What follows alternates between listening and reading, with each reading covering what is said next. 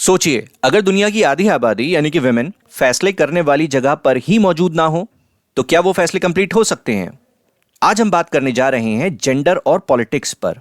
एक ऐसा टॉपिक जो हर रोज हमारी जिंदगी को अफेक्ट करता है, लेकिन अक्सर हम इसे नेचुरल समझकर इग्नोर कर देते हैं। जेंडर डिवीजन हर सोसाइटी में मौजूद है, घर के अंदर भी और बाहर भी। मगर जब बात पॉलिटिक्स की आती है तो ये डिवीजन डेंजरस हो जाता है। मेरा नाम मिराज है और आज हम बात करने जा रहे हैं class 10th NCERT social studies civics के चैप्टर 3 के बारे में, जिसका नाम है gender, religion and cast.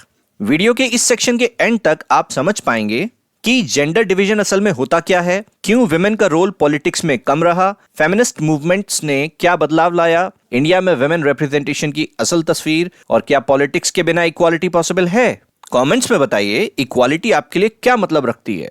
Gender division का मतलब सिर्फ लड़के और लड़की का बायोलॉजिकल फर्क नहीं होता, ये असल में सोशल एक्सपेक्टेशंस और स्टीरियोटाइप्स का नतीजा होता है। सोसाइटी हमें बचपन से सिखाती है लड़की का काम घर संभालना, बच्चों को संभालना और घर की देखभाल करना, जबकि लड़के का काम है बाहर का काम करना, पैसा कमाना, घर की हिफाजत करना। इसे एक कहानी से समझा जा सकता है। एक घर में माँ सुबह से रात तक काम करती है, खाना बनाती है, कपड़े धोती है, बच्चों का ख्याल रखती है। मगर जब पूछा जाता है कि घर में काम क्या होता है तो जवाब होता है पापा जॉब करते हैं या फिर पापा की अपनी शॉप है, एटसेट्रा एटसेट्रा। इसे कहते हैं सेक्सुअल डिवीजन ऑफ लेबर। यहाँ एक इंपॉर्टेंट बात नोट करने वाली है कि मर्द घर का काम कर सकते हैं, लेकिन सोसाइटी कहती है ये औरतों का काम है। लेकिन जब यही काम पैसों के लिए किया जाए, जैसे होटल का कुक या टेलर, तो ज्यादातर मर्द ही मिलते हैं। ये कहना गलत है कि औरतें सिर्फ घर में रहकर काम करती हैं। गांव में पानी लाना, लकड़ी जमा करना और खेत में भी काम करना, जबकि शहरों में एज डोमेस्टिक हेल्पर्स, ऑफिसेज में अलग अलग जॉब और स्कूल्स, फैक्ट्रीज, हॉस्पिटल्स में भी अलग अलग तरह के काम। जबकि हकीकत तो ये है कि जो औरतें बाहर काम करती हैं वो पेड वर्क और अनपेड डोमेस्टिक लेबर दोनों ही करती हैं। फिर भी उनका काम अंडरवैल्यूड होता है, उनका कंट्रीब्यूशन पब्लिक लाइफ में काउंट ही नहीं होता। इसका नतीजा पॉलिटिक्स में विमेन का पार्टिसिपेशन बहुत कम होता है। लेकिन इसका एक एक्सेप्शन भी है। स्कैंडिनेवियन कंट्रीज जैसे नॉर्वे, स्वीडन और फिनलैंड में पब्लिक लाइफ में विमेन का पार्टिसिपेशन बहुत हाई है, पूरी दुनिया में सबसे ज्यादा। पॉलिटिक्स में विमेन का प्रपोर्शन कम होने की एक वजह यह भी है कि हिस्ट्री में सिर्फ मर्दों को ही वोट देने का हक था और सिर्फ मर्द ही इलेक्शन लड़ सकते थे। फिर दुनिया भर में औरतें उठ खड़ी हुई और अलग अलग जगहों पर मूवमेंट्स हुए। विमेन मूवमेंट्स की डिमांड थी वोट का हक, एजुकेशन, लीगल इक्वालिटी और करियर अपॉर्चुनिटीज में इक्वालिटी। कुछ मूवमेंट्स की डिमांड ये भी थी कि इक्वालिटी सिर्फ बाहर ही नहीं, घर के अंदर भी होनी चाहिए। इन्हें कहा जाता है फेमिनिस्ट मूवमेंट्स। फेमिनिस्ट वो औरत या मर्द होता है जो विमेन और मेन के लिए इक्वल राइट्स और अपॉर्चुनिटीज में यकीन रखता हो। अब बात करते हैं भारतवर्ष की। हिंदुस्तान अभी भी एक पेट्रियार्कियल सोसाइटी है। ये बात इसी फैक्ट से पता लग जाती है कि एजुकेशन के स्फेयर में विमेन का लिटरेसी रेट है 54% और जबकि मेन का लिटरेसी रेट है 76%। लड़कियों के स्कूल में अच्छा परफॉर्म करने के बावजूद भी हायर एजुकेशन में वो ड्रॉप आउट कर जाती हैं, क्योंकि पेरेंट्स को लगता है कि लड़के पर पैसा लगाना ज्यादा फायदेमंद है। एम्प्लॉयमेंट के स्फेयर के बारे में बात करें तो इंडियन औरत रोजाना 1 घंटा ज्यादा काम करती है, फिर भी उसका ज्यादा काम अनपेड होता है। इसमें इक्वालिटी लाने के लिए इक्वल रिम्यूनरेशन एक्ट 1976 लाया गया ताकि पे गैप की डिस्पैरिटी कम हो सके। लेकिन इसके बावजूद भी स्पोर्ट्स, सिनेमा, फैक्ट्रीज और फील्ड्स हर जगह विमेन को कम सैलरी मिलती है, जबकि काम बिल्कुल सेम होता है। अगर भारतवर्ष के एवरेज चाइल्ड सेक्स रेशियो की बात करें तो वो है 919, मतलब सिर्फ 919 लड़कियों पर 1000 लड़के। अफसोस की बात तो ये है कि कुछ भारतीय स्टेट्स में ये 850 या 800 से भी कम है। विमेन को अक्सर वायलेंस और हरासमेंट का भी सामना करना पड़ता है, घर के अंदर डोमेस्टिक वायलेंस और शहरों में सेफ्टी का मसला। लेकिन इस सब के बावजूद भी औरतों से ये उम्मीद की जाती है कि वो एक आइडियल वुमेन बनकर दिखाएं। कौन होती है ये आइडियल औरत? क्या वो जो घर संभाले? क्या वो जो खूबसूरत हो? क्या वो जो शादी के लिए परफेक्ट समझी जाए? या फिर वो जो ऑफिस में सबसे बेहतर एम्प्लॉय हो? आइए इसे एक एग्जाम्पल से समझते हैं। सोचिए एक लड़की है पल्लवी। पल्लवी सुबह उठती है तो घर वाले बोलते हैं अच्छी बेटी वही होती है जो घर का काम सीखे। कॉलेज जाती है तो सोसाइटी बोलती है ज्यादा आजादी अच्छी बात नहीं। फैशन इंडस्ट्री के लिए पल्लवी आइडियल तब है जब वो स्लिम, फेयर और स्टाइलिश हो। शादी की बात आती है तो प्रोस्पेक्टिव इन लॉज पूछते हैं दहेज में क्या मिलेगा, कार या फिर कैश। ऑफिस में जाकर पल्लवी से एक्सपेक्ट किया जाता है कि वो परफेक्ट हो, इमोशनल ना हो और ज्यादा सवाल ना करे। पल्लवी हर रोल निभा रही है, लेकिन सवाल यह है क्या पल्लवी खुद अपनी जिंदगी जी पा रही है? अब इसको एक इमेज के जरिए से समझते हैं। इसका टाइटल है परसेप्शंस ऑफ आइडियल वुमेन। इस तस्वीर में एक ही औरत को अलग अलग लोगों के लिए अलग आइडियल बनाया गया है। टीवी सीरियल मेकर्स के लिए वो एक आइडियल व्यूअर है। औरत को सिर्फ घर में बैठे टीवी देखते हुए दिखाया गया है, मतलब औरत को पैसिव और सिर्फ एंटरटेनमेंट कंज्यूमर के रूप में दिखाता है ये। फैशन इंडस्ट्री के लिए औरत एक आइडियल ब्यूटी है। यहाँ औरत स्लिम, ग्लैमरस और मॉडर्न कपड़ों में है, मतलब खूबसूरती के अनरियलिस्टिक स्टैंडर्ड्स जो औरतों पर प्रेशर डालते हैं। सोसाइटी के लिए औरत एक आइडियल हाउसवाइफ है। वो मल्टीटास्किंग करती है, घर का सारा बोझ उठाती है। सोसाइटी चाहती है कि औरत सब करे, लेकिन उसकी मेहनत को नॉर्मल समझा जाए। प्रोस्पेक्टिव इन लॉज के लिए वो एक आइडियल ब्राइड है। उन्हें उम्मीद है कि वो बहुत सारा पैसा, कार और सामान लेकर आएगी। यहाँ औरत को इंसान नहीं, एक पैकेज समझा जा रहा है। और एक एम्प्लॉयर के लिए औरत एक आइडियल एम्प्लॉय है। उनके हिसाब से वो प्रोफेशनल हो, डिसिप्लिन्ड हो और ज्यादा आवाज भी ना उठाए। मतलब वर्क प्लेस में भी जेंडर इनइक्वालिटी और डबल स्टैंडर्ड्स। आइडियल औरत वो नहीं होती जो सोसाइटी चाहे। आइडियल औरत वो होती है जो अपनी जिंदगी को खुद डिफाइन करे। औरत को रोल नहीं, रिस्पेक्ट चाहिए। एक्सपेक्टेशंस नहीं, इक्वल अपॉर्चुनिटीज चाहिए। अगर पॉलिटिकल रिप्रेजेंटेशन की बात करें तो फेमिनिस्ट्स का कहना है कि जब तक विमेन पावर में नहीं होंगी, उनके मसले प्रायोरिटीज नहीं बनेंगे। बात करें अगर हिंदुस्तान में विमेन के पॉलिटिकल रिप्रेजेंटेशन की, साल 2019 लोकसभा में टोटल 543 एमपीज में से सिर्फ 78 विमेन थीं, यानी कि टोटल मेंबरशिप का 14.36%। और स्टेट असेंबलीज में यह प्रोपोर्शन 5% से भी कम है। हिंदुस्तान दुनिया के बॉटम कंट्रीज में से आता है अगर पॉलिटिक्स में फीमेल रिप्रेजेंटेशन की बात हो तो। अफ्रीका और लैटिन अमेरिका के कई डेवलपिंग कंट्रीज से भी काफी पीछे।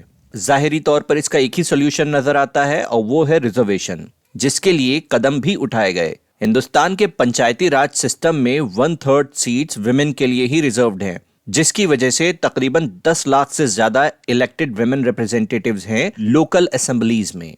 साल 2023 में एक ऐतिहासिक कदम उठाया गया और नारी शक्ति वंदन अधिनियम लाया गया, जिसका मतलब है विमेन्स रिजर्वेशन एक्ट ऑफ 2023। इसके तहत लोकसभा में, स्टेट असेंबलीज में और दिल्ली की लेजिस्लेटिव असेंबली में 33% सीट्स विमेन के लिए रिजर्व कर दी गई। ये विमेन एम्पावरमेंट की राह में एक बड़ा माइलस्टोन है। तो इस सेक्शन में हमने देखा कि जेंडर डिवीजन नेचुरल नहीं, सोशल है। विमेन का काम इनविजिबल बना दिया गया है। फेमिनिस्ट मूवमेंट्स ने हिस्ट्री को बदला और पॉलिटिक्स में एंट्री ने उन्हें असल ताकत दी। सोचिए, अगर जेंडर इनइक्वालिटी को पॉलिटिक्स का इशू ना बनाया जाता तो क्या विमेन आज यहां होती? इसका जवाब है नहीं। जब तक सोसाइटी की आधी आबादी का रिप्रेजेंटेशन डिसीजन मेकिंग में शामिल नहीं होगा, तब तक डेमोक्रेसी मुकम्मल नहीं होगी। सोचिए, अगर आपसे कहा जाए कि आपकी सबसे इंपॉर्टेंट पहचान क्या है, आपका प्रोफेशन, आपका कैरेक्टर या सिर्फ आपका मजहब, और अगर पॉलिटिक्स सिर्फ इसी एक पहचान के आसपास घूमने लगे तो क्या डेमोक्रेसी जिंदा रह सकती है? आज हम बात करने जा रहे हैं रिलीजन, कम्युनलिज्म और पॉलिटिक्स पर। एक ऐसा टॉपिक जो हर रोज न्यूज में तो होता है, लेकिन समझा बहुत कम जाता है। वीडियो के इस सेक्शन में हम जानेंगे रिलीजन और पॉलिटिक्स किस तरह से रिलेटेड होने चाहिए, कम्युनलिज्म असल में होता क्या है, ये कैसे धीरे धीरे वायलेंस तक पहुंचता है, और क्या सेक्युलरिज्म हर सिटीजन के लिए जरूरी है। इस सेक्शन के दौरान एक सवाल दिमाग में रखिए, सिर्फ मजहब क्या किसी इंसान को डिफाइन कर सकता है? जेंडर डिवीजन के मुकाबले में रिलीजियस डिवीजन हर जगह सेम नहीं होती, लेकिन आज की दुनिया में रिलीजियस डाइवर्सिटी बहुत वाइड स्प्रेड है। इंडिया जैसे मुल्क में हिंदू, मुस्लिम, सिख, क्रिश्चियन, बुद्धिस्ट, जैन सब एक ही देश में रहते हैं। इससे पता चलता है कि एक देश का होने के लिए एक ही मजहब का होना जरूरी नहीं। कभी कभी लोग एक ही रिलीजन के होते हुए भी अपनी रिलीजियस प्रैक्टिसेस पर लड़ जाते हैं। अगर नॉर्थ आयरलैंड के एग्जाम्पल की बात करें तो वहां पर सभी लोग एक ही मजहब के थे। उसके बावजूद कैथोलिक और प्रोटेस्टेंट के बीच बड़ा कन्फ्लिक्ट हुआ। पता ये चला कि मसला रिलीजन से ज्यादा पॉलिटिकल पावर का था। इन दो रेफरेंसेस से एक बात तो साबित हो जाती है कि अलग अलग रिलीजन के लोग भी एक कंट्री में अपने अपने राइट्स के साथ बिना लड़े रह सकते हैं। और आयरलैंड का केस देखकर हमें पता चलता है कि इस बात की कोई श्योरिटी नहीं है कि अगर सिर्फ एक ही रिलीजन के लोग किसी बड़े जियोग्राफिकल एरिया में रहते हों तो उनमें आपस में कभी भी वायलेंस नहीं होगी। महात्मा गांधी ने कहा था कि रिलीजन को पॉलिटिक्स से अलग नहीं किया जा सकता, लेकिन गांधी जी का मतलब हिंदुइज्म, इस्लाम या कोई स्पेसिफिक रिलीजन नहीं था। उनके लिए रिलीजन का मतलब था मॉरल वैल्यूज जैसे सच्चाई, इंसाफ, अहिंसा और इंसानियत। गांधी जी मानते थे कि पॉलिटिक्स को एथिक और मोरालिटी से गाइड होना चाहिए और इस एथिक्स और मोरालिटी का सोर्स रिलीजन हो सकता है। आज भी ह्यूमन राइट्स ग्रुप्स डिमांड करते हैं कि गवर्नमेंट कम्युनल राइट्स को रोकें और माइनॉरिटीज को प्रोटेक्ट करें। विमेन मूवमेंट कहती है कि ज्यादातर हर रिलीजन के फैमिली लॉज विमेन के साथ डिस्क्रिमिनेशन करते हैं, इसलिए इक्विटेबल लॉज बनने चाहिए। ये सब एग्जाम्पल्स दिखाते हैं कि रिलीजन और पॉलिटिक्स का रिश्ता हमेशा डेंजरस नहीं होता। प्रॉब्लम तब शुरू होती है जब रिलीजन को नेशन की बुनियाद बना दिया जाए, जब कहा जाए कि इस देश का मेन रिलीजन सिर्फ एक ही है, बाकी सब सेकेंडरी रिलीजन है। इसे कहते हैं कम्युनल पॉलिटिक्स। कम्युनलिज्म वो सोच है जिसमें रिलीजन को सोशल कम्युनिटी का सबसे बड़ा और अकेला बेस मान लिया जाता है। इस सोच के मुताबिक एक रिलीजन के सब लोग एक जैसे हैं, उनके इंटरेस्ट हमेशा सेम होते हैं और दूसरे रिलीजन वालों से उनका कॉन्फ्लिक्ट लाजमी है। अगर कम्युनलिज्म की सोच एक्सट्रीम हो जाए तो इस तरह के आइडियाज प्रोपोगेट होते हैं कि दो रिलीजन्स एक साथ रह ही नहीं सकते, या तो एक डोमिनेट करे या फिर अलग नेशन बना दिया जाए। लेकिन ये सोच फंडामेंटली फ्लॉड है। क्यों? क्योंकि एक ही रिलीजन के लोग अमीर भी होते हैं, गरीब भी होते हैं, उसमें विमेन भी होती हैं, मेन भी होते हैं, उसमें प्रोग्रेसिव्स भी होते हैं, कंजर्वेटिव्स भी होते हैं। हर इंसान की मल्टीपल आइडेंटिटीज होती हैं। जैसे एक ही इंसान एक ही समय में एक स्टूडेंट हो सकता है, एक वर्कर हो सकता है, सिटीजन भी हो सकता है, पेरेंट भी हो सकता है, किसी का भाई हो सकता है, किसी का दोस्त हो सकता है, किसी का एम्प्लॉय हो सकता है, और भी बहुत कुछ हो सकता है। जब सिर्फ रिलीजन के नाम पर लोगों को इकट्ठा किया जाता है तो उस कम्युनिटी के अंदर की बाकी सारी आइडेंटिटीज दबा दी जाती हैं। कम्युनलिज्म पॉलिटिक्स में कई फॉर्म्स में दिखाई देती है, जैसे रोजमर्रा के बिलीफ्स, रिलीजियस स्टीरियोटाइप्स जैसे कि मेरा रिलीजन बेस्ट है वाली सोच, और ये सोच दूसरों के खिलाफ प्रेजुडिस को जन्म देती है, दूसरों के खिलाफ भेदभाव को जन्म देती है। ये इतना कॉमन है कि हम इसे अक्सर नोटिस भी नहीं करते। दूसरा आता है पॉलिटिकल डोमिनेंस की कोशिश। मेजॉरिटी के लिए ये मेजॉरिटेरियन डोमिनेंस की वजह बन सकती है, जबकि माइनॉरिटी के लिए ये अलग पॉलिटिकल यूनिट की डिमांड की वजह बन सकती है।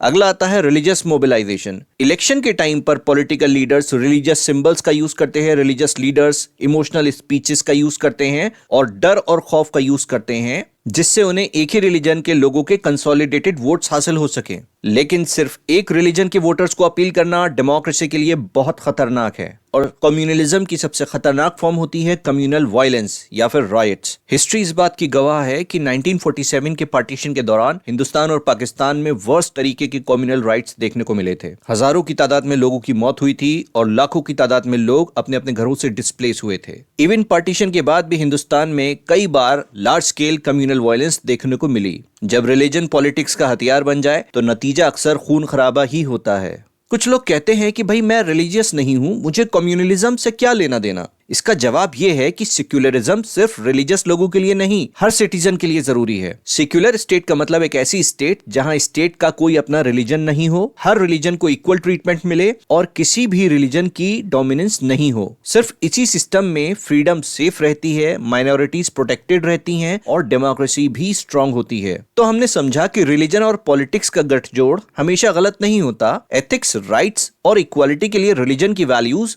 मददगार साबित हो सकती हैं, लेकिन जब रिलीजन को पावर और डोमिनेंस का जरिया बनाया जाए तो वो कम्युनलिज्म बन जाता है और कम्युनलिज्म डेमोक्रेसी की दुश्मन है। मन में एक सवाल आता है, क्या हम एक ही वक्त में अपने रिलीजन पर प्राउड फील कर सकते हैं और दूसरों को बराबरी का हक भी दे सकते हैं? इसका जवाब है हाँ, अगर पॉलिटिक्स सेक्युलर हो तो। जब पॉलिटिक्स मॉरल वैल्यूज से गाइडेड हो और मजहब से कंट्रोल ना हो, तभी एक मुल्क वाकई डेमोक्रेटिक और प्रॉस्परस होता है।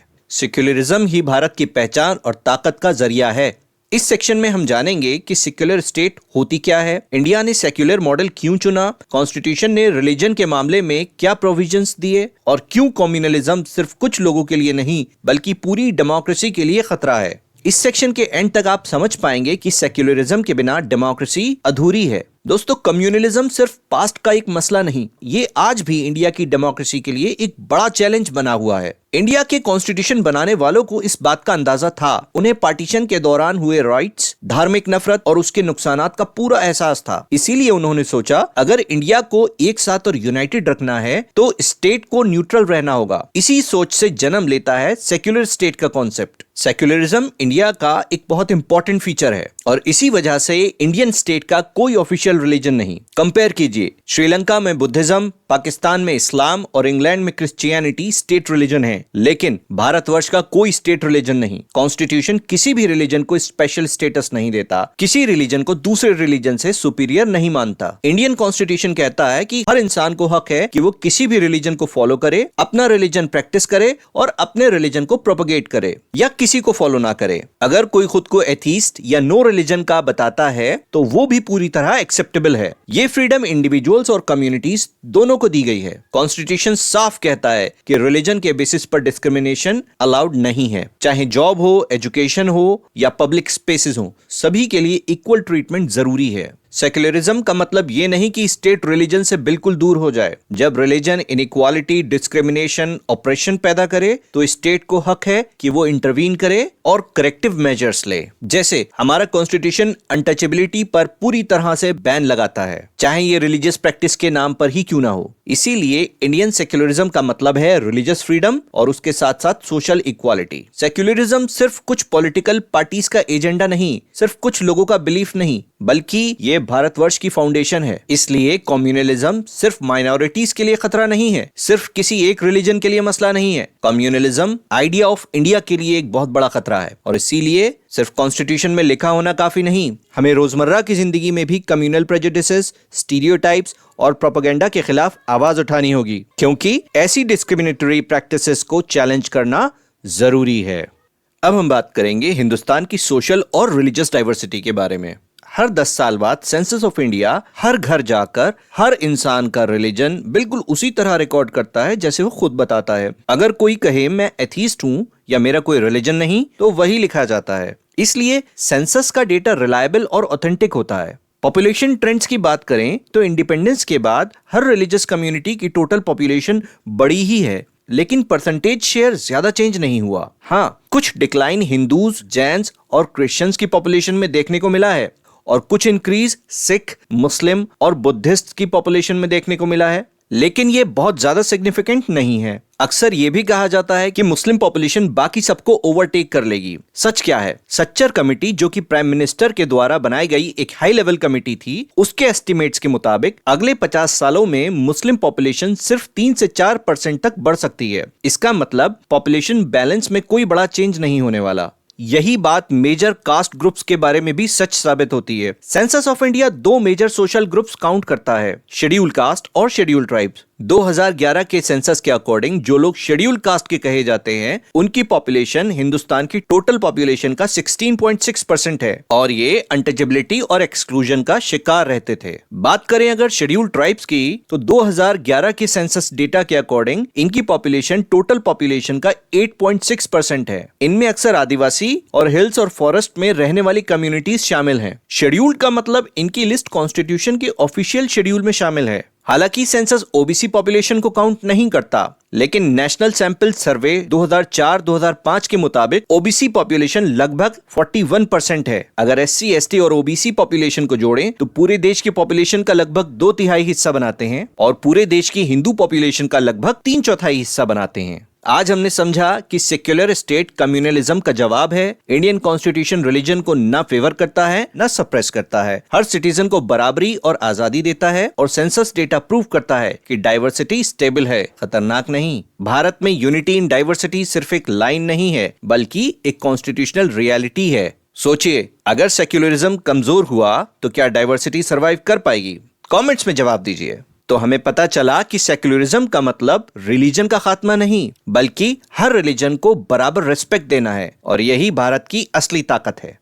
दोस्तों, अब तक हमने देखा जेंडर और पॉलिटिक्स, जहां स्ट्रगल ज्यादातर पॉजिटिव रहा, और रिलीजन और पॉलिटिक्स, जहां असर अक्सर नेगेटिव रहा। अब हम बात करने जा रहे हैं कास्ट और पॉलिटिक्स पर, एक ऐसा केस जिसमें पॉजिटिव और नेगेटिव दोनों पहलू मौजूद हैं। इस सेक्शन में हम समझेंगे कि कास्ट सिस्टम असल में था क्या, कैसे इसने इनइक्वालिटी पैदा की, कास्ट का पॉलिटिक्स पर क्या असर पड़ा और पॉलिटिक्स ने कास्ट को कैसे बदला, और डेमोक्रेसी के लिए ये फायदा है या नुकसान। सोचिए, आज से 200 साल पहले का भारत, एक बच्चा पैदा होता था और उसका फ्यूचर पहले से ही लिखा होता था। अगर आप एक खास कास्ट में पैदा हुए तो आप पढ़ सकते थे, जमीन रख सकते थे, इज्जत के साथ जी सकते थे। लेकिन अगर आप लोअर कास्ट या आउटकास्ट में पैदा हुए तो आपको न पढ़ने का हक था, न जमीन का हक था और ना ही बराबरी का हक था। इसे कहते हैं कास्ट सिस्टम। हर सोसाइटी में काम का बंटवारा होता है, लेकिन इंडिया का कास्ट सिस्टम एक्सट्रीम था क्योंकि काम नस्लों से बंधा हुआ था। शादी सिर्फ अपनी कास्ट में की जा सकती थी और जिन्हें लोअर कास्ट का समझा जाता था उनके साथ खाना तक मना था। सबसे ज्यादा जुल्म हुआ उन लोगों पर जिन्हें अनटचेबल्स कहा गया। फिर इस जुल्म के खिलाफ आवाज उठाने वाले लोग भी आए, जैसे महात्मा ज्योतिबा फूले। इन्होंने सभी के लिए शिक्षा और सभी की बराबरी के लिए स्ट्रगल किया। जैसे महात्मा गांधी, उन्होंने अनटचेबिलिटी के खिलाफ आवाज उठाई। डॉक्टर BR अम्बेडकर, इन्होंने कॉन्स्टिट्यूशन और सोशल जस्टिस के लिए काम किया। और पेरियार रामास्वामी नाइकर, इन्होंने कास्ट रेशनलिज्म के खिलाफ एक मजबूत स्टैंड लिया।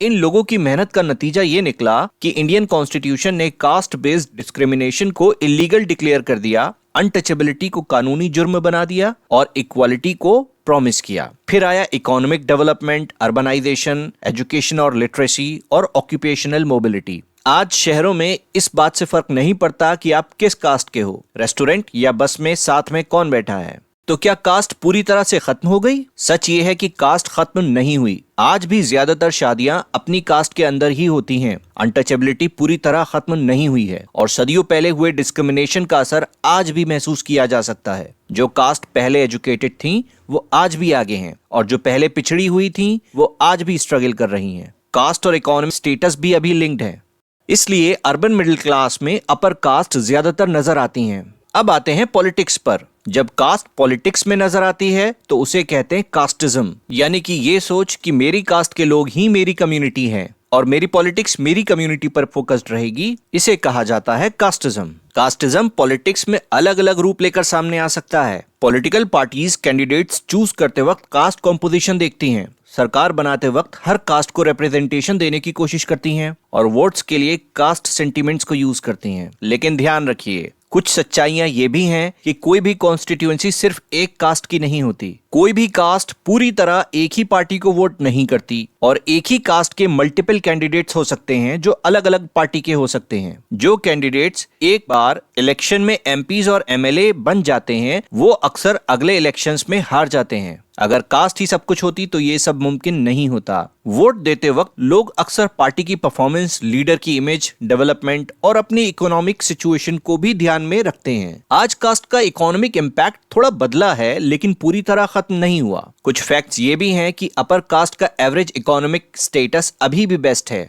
दलित और आदिवासी सबसे ज्यादा गरीब हैं और OBC इनके बीच में कहीं लाई करते हैं। वैसे हर कास्ट में कुछ लोग अमीर और कुछ लोग गरीब होते हैं, लेकिन एक्सट्रीम पॉवर्टी ज्यादातर लोअर कास्ट में पाई जाती है और रिच लोग अक्सर अपर कास्ट में ही ज्यादा होते हैं। ये सेंचुरीज के एक्यूमुलेटेड एडवांटेज और डिसएडवांटेजेस का असर है। हमने देखा कि कास्ट किस तरह से पॉलिटिक्स को इन्फ्लुएंस करती है, लेकिन अब एक इंपॉर्टेंट बात, सिर्फ कास्ट ही पॉलिटिक्स को इन्फ्लुएंस नहीं करती, पॉलिटिक्स भी कास्ट को बदलती है। कैसे?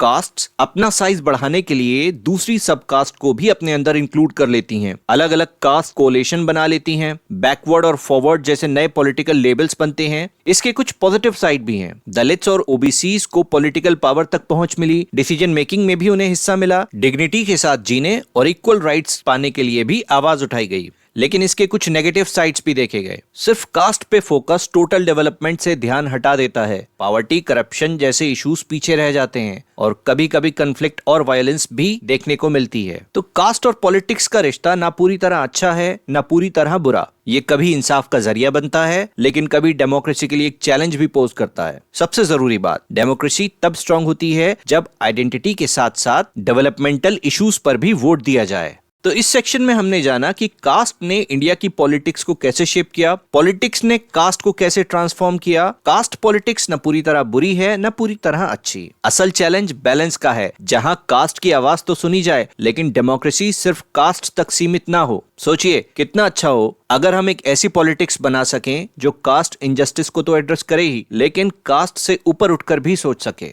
डेमोक्रेसी तब स्ट्रांग होती है जब पहचान या कास्ट का इस्तेमाल ताकत के लिए नहीं, इंसाफ के लिए हो। उम्मीद है इस वीडियो ने आपके लिए कुछ वैल्यू क्रिएट की होगी। वीडियो अगर पसंद आई हो तो लाइक, शेयर और चैनल को सब्सक्राइब करना ना भूलें। फिलहाल के लिए इतना काफी है। मिलते हैं अपनी अगली वीडियो में, तब तक के लिए stay safe. Have a good day.